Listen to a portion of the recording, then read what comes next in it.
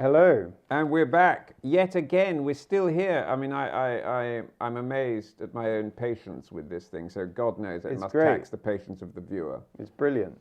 But back by, we know it's popular demand. Yes, I think it might be. Yeah, either one of the two. But anyway, we're here. What we have a treat today, viewers. Very, very exciting. Viewer, sorry, inadvertent use of the plural there. 25 years of the cuaba. The cuaba. Which I know you rather like, don't you? I do. And the fact that it was made available to the general public on the year of my birth brings a kind of sentimental value to the brand. I know. It was one of your favorites as an infant. Yeah, I very much enjoyed it. And I remember you bringing me to the launch when I was less than one. You gave me the small petit bouquet, a baby's cigar. The baby cigar. I think actually this was Fidel Castro when he, because at the time... This is a Cuban dummy. This is what this is. This is, they call that the Cuban dummy. And what was interesting about cuaba was that back in the mid-1990s, there was the special period in Cuba, which meant that there were even more power cuts and shortages than usual, because the Soviet Union, of which it was a client and vassal state, had basically ceased operations. So Cuba was on its own. And they rather optimistically thought that what the cigar industry needed, President Castro said that what the cigar industry needed were these new brands. And I mean, we had some great things out of that. We had Vegas Rabina, we had one of my favorites, San Cristobal, we had Vigueros, I think, didn't we? We had Trinidad as well, of course. Trinidad, brilliant. Vigueros, yeah, we had the Vigueros. And then, first came the cuaba. The very first. The very first. In the year of 1996. The death of Biggie Smalls occurred in that year, and the birth of myself. So often people say to me that I'm the reincarnation of Biggie Smalls. Well, I've had that on quite a few. When I let people know that I was born in the year of 96, they go, "Oh, you must be." And what about the notorious B.I.G.? That is Biggie Smalls. Oh God, I'm so aware of what's going on. Notorious B.I.G. Yeah. I think I'm sure you knew about Biggie Smalls way before I even knew of Biggie Smalls. Obviously. You're an avid follower of his music. I am. Now, cuaba. The name is taken from the mechanism with which the ancient Taino Indians used to light their cohibas. Was that the burning bush? This was the burning bush, which sounds biblical. So actually we are going to use special lighters today in commemoration of the cuaba. Yes. I have got my amazing double-signed DuPont with a Cartier signature. Cartier, which is like one of those double-signed watches, you know, with Gobbi Milano and Patek Philippe or something like this. Is it Cellini as well that they do the... Is that my imagination? Is that a made-up brand? That might be your imagination. Is that a made-up brand in the first place? But they have Tiffany, Haussmann, Bayer, all these people used to double-sign dials. It's very good. I like the look of it a lot. I know nothing whatsoever of why it was... Well, it was done to basically enhance the value for collectors who were as then unborn. Anyway, I'm going to light this one. This is which is the Petit Bouquet, is this? This is the Divinos, the Vitola de Galera being Petit Bouquet, which I think is great. It's a 43 ring gauge. Yeah, the characteristic. Like? A millimeter over 4 inches long or something like that. For it to be precise. And a great cigar. Look at the firework technique. Look at that. You're fine. You lit it a while ago. No, you need to do some more. You need to set fire to it. No, I'm joking. You don't. What? It's great. Let me do the same with one of these then. I'm going to smoke the same one. We've also got here the... Okay, hold up to the viewer. The viewer must be aware. What is it? So this is the Petit Bouquet. This is the... I'm thinking the Tradicionales, which is... what is the Vitola de Galera? Something I wouldn't... Favoritos, I think. And I'm not going to contradict you because I've got no idea. 42 ring gauge. And then you've got this one, which is the Exclusivos. Which is incredibly elegant, because these are slightly flat-headed, almost like a Cabeza Tombada, these little ones.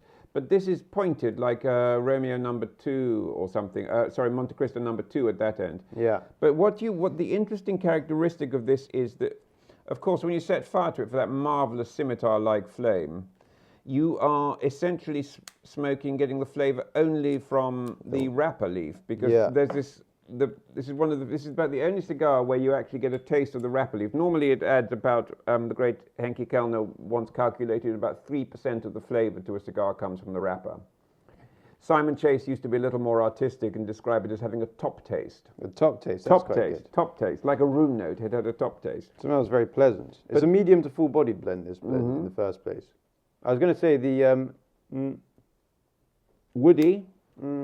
this one is pretty much the same size. Well, it's the same ring gauge as a Corona Gorda and a couple of millimeters longer, but of course, But that's at its tapered fattest, both ends. fattest point, right? What did I say? 46? Yeah. Yeah. at What its- is at its this? What is fattest point. this? 42. 43. Strange, 43. strange ring gauge. Instantly draws very good. Draws very well, because the great thing is, of course, with these is they're so difficult to make. So these cigars are an get rid of absolute, those other the ones. sternest test of a roller's skill. And it was Carlos Escuelda, whatever his name was. Is it Escueldo? Escueldo? Anyway, whatever it was. I in thought that Europe. was translated as left. In May well, but or what? is it derecha? Was that right? Derecha That's is right, isn't it? Yes, yes. And Derecha. donde está el banco? ¿Dónde está la biblioteca, señor? Ah, yes. I love the idea that we can barely speak the language at all, and yet we want to go to the bloody library or bookshop to purchase literature in said language. What? Where the hell were we before we went off on that? Oh yes, Carlos Escuelda. I'm sure it's probably. He used to love rolling these things in when was it, the 50s or something. Let's Something say like the that, 1950s. Because in the 19th century, almost every cigar was a figurado, double-ended figurado. Then in the 1930s, this change happened from the figurado to the parejo, straight-sided cigar. Now, this, interestingly, what else did you think that coincides with? I don't know. I'm kind of more distracted by my draw, which I initially thought was good. However, I'm assuming it just needs time to warm up. Yours is pretty decent, all right. I don't have much smoke going on, but I mean, it's a peculiar shape and a size I'm not really used to. So maybe, but my past experience with the cigar has been different. I mean, instantly off the bat, I seem to get quite a fair amount of smoke. Well, let's have another go. Have another go. Well, yeah, it'll be fine, I'm sure. These things always open up with time. This is a moment of great tension. Oh, there's a bit of smoke there. There's a little bit vapor. It's like a vape. It's a Cuban vape. Oh, look, it's really going. Are you getting any flavor? Yes. You're getting flavor. How is that going? It's hard work, but I like it. It's good. I have to work for my rewards, you see. It's quite a good cigar. It's like a slightly bitter taste. But anyway, I was saying what this coincided with. Well, this was my great quiz, Max. Well, so you must start again because I was in another world. You were in another world. You know. What I said that in the early 1930s. 1930s, yes, I remember them fondly. Well, we both do very well. But in the 1930s, for the 27th time, the parejo replaced the figurado as the standard cigar shape. So that you'd had the 19th century been the century of these, and then suddenly they fell out of vogue in like the 50s or something. No, the 1930s. Was it 30s? Yeah, early 30s, about 1934. And what happened then? What happened in the 1930s? Guess, ask me, listen, talk to me. What did happen in the 1930s? The wristwatch overtook the pocket watch. This was the modern man. So the modern man. So really, when did the woman swim across the channel with it round her neck? 1920s. That was the the Rolex. 20s. No, the 20s. I can't. No, Yeah, no. 19. That was I the should first really know these things. submersible 1925 or watch. something like that, or 1926. I I think. love how I wasn't paying attention to you whatsoever. No, you were not. No, you were not. That was the 1950s, but wasn't it? but you can't smoke a cigar when you're swimming the channel. This is the thing. So the wristwatch, yes. So that's very good. It coincides. I like it. Yeah. So it'll help you. It's a useful aid memoir. When you're in the public house in the quiz night, you can sort of say, At around about what time did the parejo overtake the figurado, and what other cultural phenomenon can this be linked with men's accoutrements? To which you will say... It's like a pub quiz. It's a pub quiz. I think it was 1933 was the year that the wristwatch overtook the pocket watch as to Swiss production, and then they declined rapidly, and the other one increased exponentially. But exponentially is a rather woolly use of what actually is a proper mathematical term. So but that's great. That's very good. I'll have to remember that and tell it to my children, so they can tell it to their children. And maybe their friends at school. So it's a useful bit of knowledge, something that will impress teachers. If thou it don't know it, it ain't knowledge. This is very true. So yes. So Mr. Left, Mr. Izquierdo, was rolling the Romeo Julieta Romeo, which was or still is. Well, it's not in production anymore, but the thing that replaced it was the Cuaba Distinguidos. Look, you're the master of Havanas. I'm only your father. I think it was the Cuaba Distinguidos. But that's a great size. That's a 52 ring gauge at its widest point. But these are very elegant. I like these. Now the smaller ring gauge is the smaller cigar is quite interesting, because this is when would be a good time to smoke this, do you think? What are you getting in the way of flavour? We're both wearing bicolor wristwatches as well. Look. Bicolor. I'm wearing the new Rolex Explorer 1. You're wearing the Oris. What is it? The Oris Diver 60 something, 50, 60 something. Whatever it is. But anyway. It's good though, I like it a lot. It's very good that we're both wearing also striped shirts. I mean, well, we normally coordinate our outfits, but I think we've really excelled ourselves. We have. And of course, we tend to use telepathy. We do. We use telepathy to communicate. It's cheaper than mobile phones. Anything to cut costs. Anything to cut costs. And it's also rather brilliant because, of course, we should be wearing frock coats and... Casimir waistcoats and God knows what else, because this is a Victorian cigar. It's good. I mean, I've got this kind of heat that is reaching, a heated flavor that is reaching the sides of my mouth, the sides of my tongue. What do you think? Do you think it's kind of, it's agreeably kind of a, would you say, it's not bitter, but it's like a... Sharp, it can be sharp. Yeah, I mean, I think it's actually quite pleasant. I mean, I think it's an interesting cigar. I think it's very, very well made. Nice snowy white ash. Yeah, I don't know what rubbish I was talking about earlier, the draw being a little difficult. It's perfect now. It is perfect. It's brilliant. Look at that. And look at that ash as well. I mean, it's such an interesting shape. I'm going to try and keep that on for as long as possible. It does look really good. So they do a bunch of other sizes. I mean, we had 3 on display here. We opted for the smallest one, being the men we are. Yes, we like to demonstrate our manliness by having a dainty cigar. Yes, and it is called the Petit Bouquet as well. And it is before whatever it is, whatever the evening meal is called. Yeah, so we thought, but I'm also sticking by my, I don't actually. Tell me, what you're sticking by what? Sticking by my father. There we are. Ah, that's so good. You are very kind. No, my saying, which is unpopular, unusual, and also slender ring gauges and tiny little cigars, basically. Cigars the size of cigarettes. Yeah, this would be, I would say this could be possibly one of the least fashionable cigars we've ever smoked. Mm-hmm. It's small. It's a strange shape. It's an unfashionable brand. It's exactly what we like. We have finally found the definitive Foulkes and Sons cigars. This is completely impervious to the market taste. I mean, this cigar is kind of bulletproof on so many levels. It would baffle the customer. They go in and you show them this, and they say, "What is that?" You would say, "It's a Cuban cigar." They would say, "No, it's not. It's a small Zeppelin-like object that is disguised as a Cuban cigar." And I think this is probably the most unpopular size from the portfolio as well. I would like to think so. The most unpopular size. And I mean, when you're in the shop, Cuaba, you don't have the sort of people who don't say, "I can't get a BHK 56. Show me the Cuaba Petit Bouquet." That's what we want.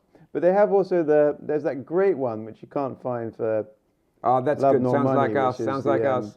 No, but it's not really our type of size. It's the diademas, which came in the kind of foil with the I've band got some of on the those, of outside. course. I've got some of And those. that's pretty much the length of a Gran Corona, so a Montier or a Sancho Panza Sanchos. Yeah, but kind of like I mean But that is fatter, like 50. that is like I don't know, actually 54. you know those kind of shoulder-mounted 53. rocket launchers. Yes, it's not It's dissimilar. about the yeah. size of the sort of projectile that you put in one of those. Yeah, and it's the shape of one as well, pretty much. Yes. That's a monster cigar. But I also find with the blend or with my kind of, I mean, I like them, but I've But got also don't forget the blend behaves in a way that unlike any other Cuban cigar, because you've got that start which is all wrapper. Yeah. The flavor, because you've got a narrower aperture, is quite concentrated. So effectively you've got this, and then you're going through, you're consuming much more tobacco in the middle, and then when normally you would get that. So you're getting a multi-dimensional changing of flavor, because the ring gauge is varying throughout the course of the cigar. But I can also imagine that despite the fact that there's less tobacco nearing the head of the cigar, there's less room, and so the oils that would come down would be more concentrated, I would have thought. So I would have thought so. If any Henke Kellner were here to provide the necessary mathematical equation, which we could then translate into flavor. So it would actually be quite, well, I'm assuming relatively strong. I like the blend, I like the brand a lot, but admittedly I do have limited experience with it. But I've noticed before that the bigger cigars in the portfolio, like the Salomones, the Distinguidos, the Diadema, not that I've ever tried one, but I assume it's the same, have a slightly richer, smoother, creamier flavor to them. Whilst the smaller ones, so the Petit Bouquet, Tradicionales, Exclusivos, they are all kind of like this. So slightly sharper, feel a little stronger. It's like Campari or something like that. Or what's that drink that Is that what's in Negroni, Campari? I don't know. Negroni is that Florentine drink, isn't it? It's the yes. But it's I the know one with the very red hue. I don't know. It's very fashionable. I mean, I gave up drinking way before this came back into fashion. But maybe it is like really the cuaba. Maybe it's like the cuaba of drinks. No, I think it's actually quite popular now. And cuaba is still relatively unpopular. But tell me, so the BHK5, so the man comes and say BHK56. The BHK 56. What about it?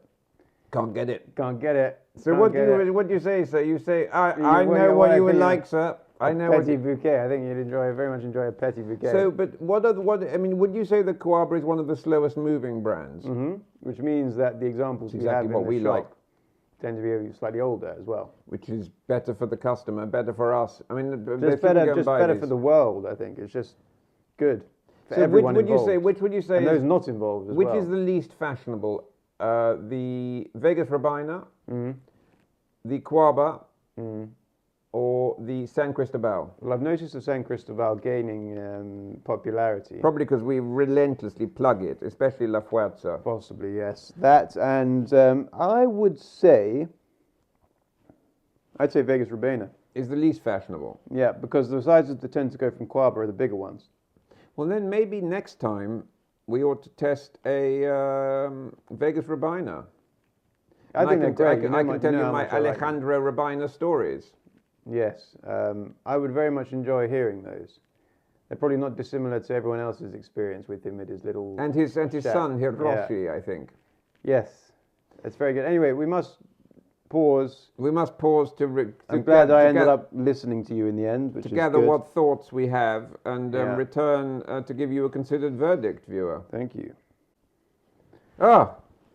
I was just as I awake from my Rip Van Winkle-like slumber, I find that we are now in 2021. I have come from the Victorian age with my Cuaba cigar. It's great. I've travelled through time. Although with the Cuabas or with the cigars of a similar format have been banded, or would they have been unbanded? This is the question. Interesting question. But the contemporaneous cigars would have had bands because it was Bock who introduced the band, wasn't it? In the 1830s. Didn't Mr. Fonseca play quite a large Fonseca role played in, a big role in that. Maybe, yeah. I mean, I think it was to stop oil getting on your gloves. Yeah, the man himself paid a lot of care and attention to his appearance, so I suppose he would the same with his cigars. Hence the think. tissue paper The tissue wrapping. paper. I love it, but I mean, I love the tissue paper wrapping. It's just a shame the cigars aren't. I don't think I've ever had a... Oh, yes, I did have the Fonseca Cadete. Nice. Old ones. Yeah, very light. More appealing to the eyes than they were the palate. The ash was I like lovely. that. I like that. I like that. I like that. That's a Yeah. good bit of zoom. There you go. That's the most intelligent thing I've said all day, if not in my entire life. I don't know about I've that. made it. I'm a genius. You are a genius. We know that. I mean, I was also commenting on how this looked like an ice cream earlier on. So- while tasting like marzipan. While tasting like marzipan. So look at that. There's an ice cream. as they Ice say. cream. An iced cream. You bite ice cream. In a conical... Then you know pastry. the work of Quiñones. Quiñones. Quinones. Yes. What were you The saying great about ice cream Quinones? sculptor. Yes, Quinones, the marble man. We want to get him to replicate one of these in marble, I think. Quiñones. I've got more things to say.